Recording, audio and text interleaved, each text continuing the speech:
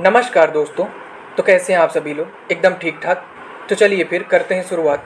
सफल बन में एक बार फिर से आप सभी का स्वागत है, एक कदम सफलता की ओर। देखिए, यहाँ पर हम बात करेंगे यूपी पेट परीक्षा की। तो उससे संबंधित जो भी सिलेबस है उसमें आपका पहला है भारतीय इतिहास।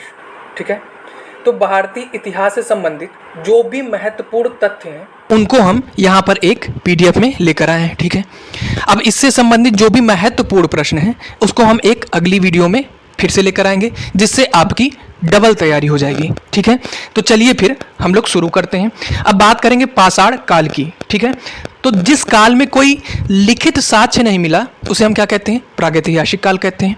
और जिस काल में कोई लिखित साक्ष्य तो मिला परंतु उसको हम लोग पढ़ने में क्या है? असमर्थ हैं, तो उसे क्या कहते हैं? आदि ऐतिहासिक काल कहते हैं। ठीक है, देखिए यहाँ पर आपके दो प्रश्न मिल गए कि जिस काल में कोई लिखित साक्ष्य ही नहीं मिला उसे हम क्या कहते हैं? प्रागैतिहासिक काल कहते हैं। और जिस काल में लिखित साक्ष्य मिला परंतु पढ़ने में हम लोग क्या है? असमर्थ है, तो उसे हम क्या कहते हैं? आदि ऐतिहासिक काल कहते हैं। ठीक है, चलिए अब आगे बढ़ते हैं। तो प्रागैतिहासिक काल मानव उत्पत्ति से लेकर लगभग 3000 ईसा पूर्व के मध्य माना जाता है। ठीक है, किसे? प्राग ऐतिहासिक काल को। अब आगे देखते हैं। सन 1863 ईस्वी में सर्वप्रथम रॉबर्ट ब्रूसफुट द्वारा पाषाणकालीन सभ्यता की खोज की गई थी। ठीक है, देखिए इनका नाम जरूर याद रखिएगा, रॉबर्ट ब्रूसफुट। ठीक है, ये कौन थे? तो भूगर्भ वैज्ञानिक थे।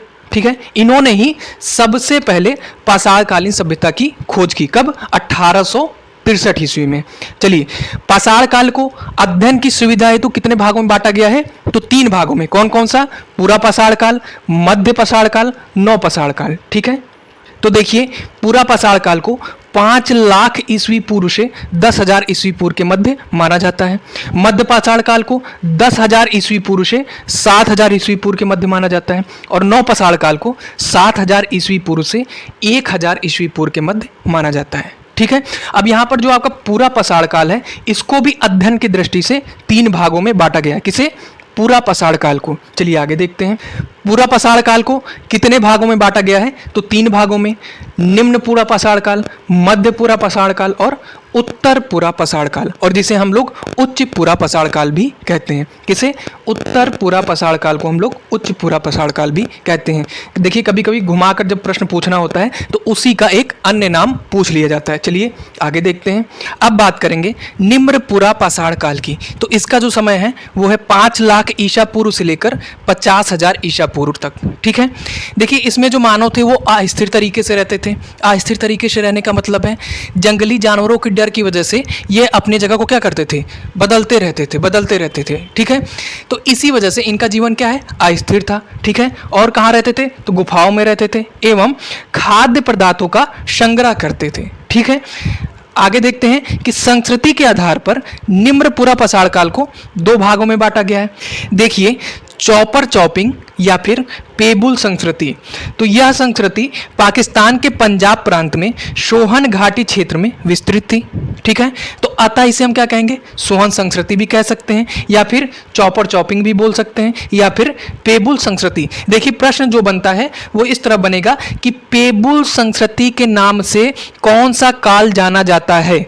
मध्य पाषाण काल, मध्य पूरा पाषाण काल, या फिर निम्न पाषाण काल, या फिर निम्न पूरा पाषाण काल। तो यहाँ पर जो आपका सही जवाब होगा वो हो जाएगा निम्न पूरा पाषाण काल। ठीक है, चलिए अगला है हमारा हैंड एक्स संस्कृति। ठीक है, देखिए यहाँ से भी बहुत सारे प्रश्न बनेंगे। इस संस्कृति का मुख्य उपकरण हैंड एक्स था। ठीक है, इसे एस्यूलन संस्कृति के नाम से भी जाना जाता है। दूसरा क्या नाम है? एस्यूलन संस्कृति। ठीक है, हैंड एक्स संस्कृति के उपकरण सर्वप्रथम अतिरमपक्कम मद्रास से प्राप्त हुआ है। ठीक है, इसलिए इसे मद्रासी संस्कृति के नाम से भी जाना जाता है। ठीक, अब इसके जो महत्वपूर्ण उपकरण हैं उनको देख लेते हैं। पेबुल, हस्तकुठार, खंडक। देखिए एक प्रश्न यहाँ से भी बना था कि पेबुल उपकरण किस काल से संबंधित है? तो यहाँ पर आपका जवाब क्या होगा? निम्न पूरा पाषाण काल। ठीक है, चलिए आगे बढ़ते हैं।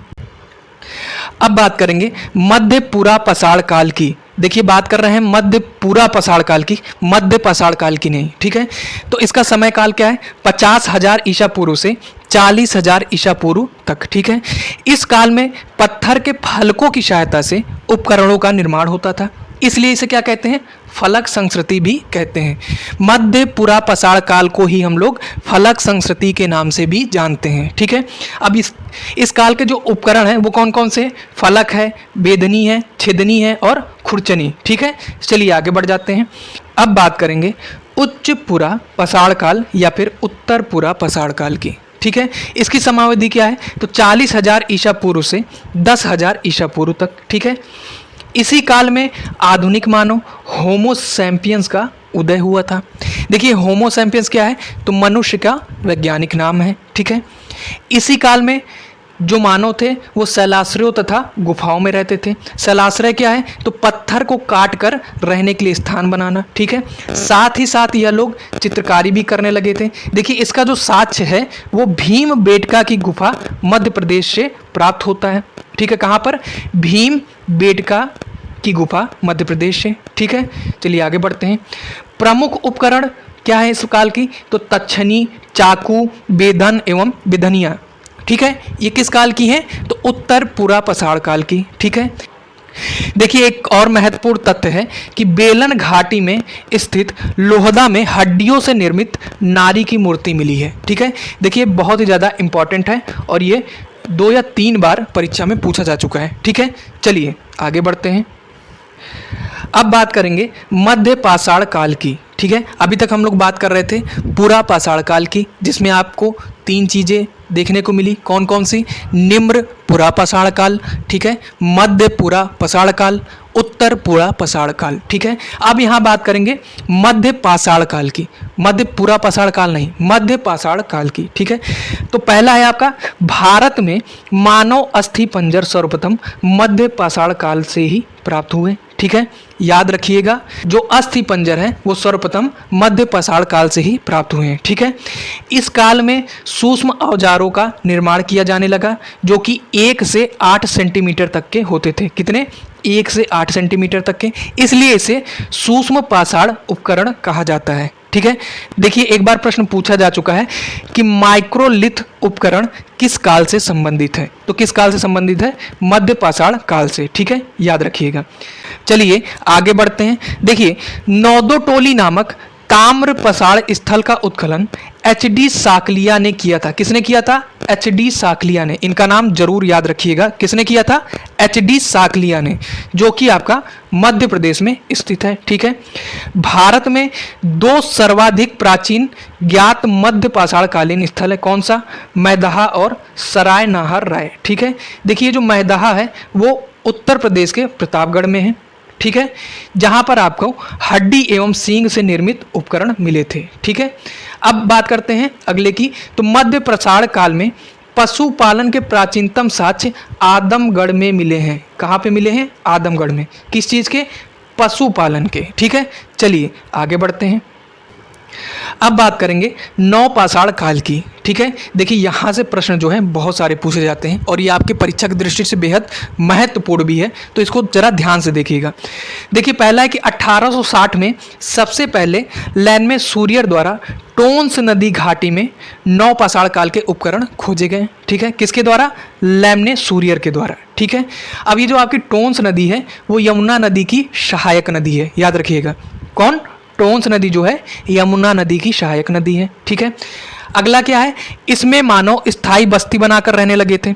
अच्छा, इससे पहले मैंने आपको बताया था कि पूरा पाषाण काल में जो मानव थे वो अस्थायी तरीके से रहते थे, उनको डर रहता था कि जंगली जानवर अटैक ना कर दें। लेकिन यहाँ पर क्या है कि नवपाषाण काल में मानवों ने कृषि करना शुरू कर दिया था, मतलब खेती करना शुरू कर दिया था, जिसकी वजह से वो लोग एक स्थायी जगह पर बस्ती बनाकर रहने लगे थे। ठीक है, इसी काल में इन लोगों ने पशुओं को भी पालना शुरू कर दिया था। इसी काल में ही इन लोगों ने आग जलाना भी शुरू कर दिया था और इसी काल में ही इन लोगों ने पहिया का भी आविष्कार किया था। ठीक है, चलिए अब आगे देखते हैं। देखिए इसी काल में कृषि का प्रारंभ हुआ और कुत्तों को पालना शुरू किया। ठीक है। सबसे प्राचीनतम नौपाषाणकालीन स्थल मेहरगढ़, जो कि आपका पाकिस्तान में है, जहां से कृषि का सबसे पहला और स्पष्ट प्रमाण मिला है। ठीक है। चलिए आगे देखते हैं।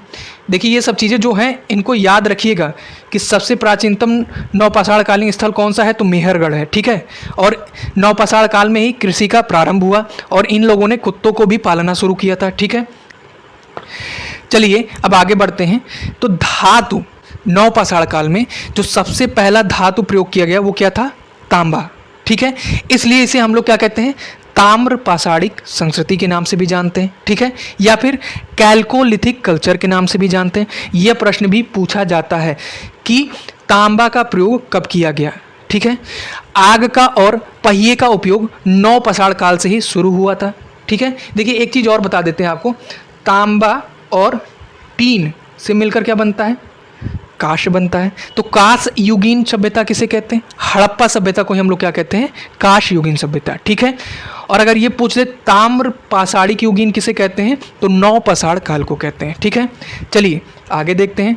हमारा अगला है मृद भांडों का निर्माण सबसे महत्वपूर्ण उपलब्धि थी इस काल की। ठीक है। किसकी, मृद भांडों, मतलब जो मिट्टी के बर्तन बनाए जाते हैं। ठीक है। जाहिर सी बात है जब पहिया का आविष्कार हो गया था तो धीरे धीरे कुम्हारों ने मिट्टी के बर्तन भी बनाना शुरू कर दिए थे। ठीक है। तो यह इनके लिए सबसे महत्वपूर्ण उपलब्धि मानी जाती है। ठीक है। यह प्रश्न जरूर पूछा जाएगा कि मृद भांडों का निर्माण किस काल से शुरू हुआ, तो नौपाषाण काल से। ठीक है। भारत में मानव के सर्वप्रथम साक्ष्य हथनौरा नर्मदा घाटी से प्राप्त हुए। अच्छा, ये मानव का साक्ष्य का मतलब क्या है, सर्वप्रथम साक्ष्य का मतलब कि ये लोग स्थायी रूप से एक जगह रहना शुरू कर दिए थे। ठीक है। चलिए आगे बढ़ते हैं। मानव द्वारा उपयोग में लाए जाने वाला सबसे पहला अनाज क्या था, जौ था। याद रखिएगा सबसे पहला अनाज कौन सा था, तो जौ था। ठीक है।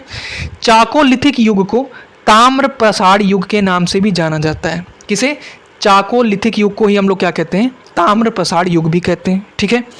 अब जो सबसे आखिरी है वो यही है कि भारतीय पुरातत्व का जनक अलेक्जेंडर कनिंघम को कहा जाता है। ठीक है। किसे, अलेक्जेंडर कनिंघम को। यह भी प्रश्न पूछा गया है। ठीक है।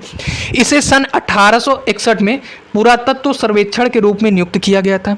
ठीक है। 1871 में पुरातत्व सर्वेक्षण को सरकार ने एक विभाग के रूप में गठित कर दिया था। ठीक है। देखिए आज के लिए बस इतना ही। अगली वीडियो में इससे संबंधित महत्वपूर्ण प्रश्न लेकर आएंगे। ठीक है। जिससे आपका रिवीजन भी हो जाएगा। देखिए अगर आप लोगों को हमारी वीडियो पसंद आई हो तो हमारे चैनल को सब्सक्राइब करिएगा, इस वीडियो को लाइक करिएगा और ज़्यादा से ज़्यादा शेयर करिएगा। अब इसी तरह हर रोज़ सिलेबस से संबंधित जितने भी चैप्टर हैं बारी बारी से उनको हम PDF में लेकर आएंगे। ठीक है। तब तक के लिए जय हिंद, जय भारत।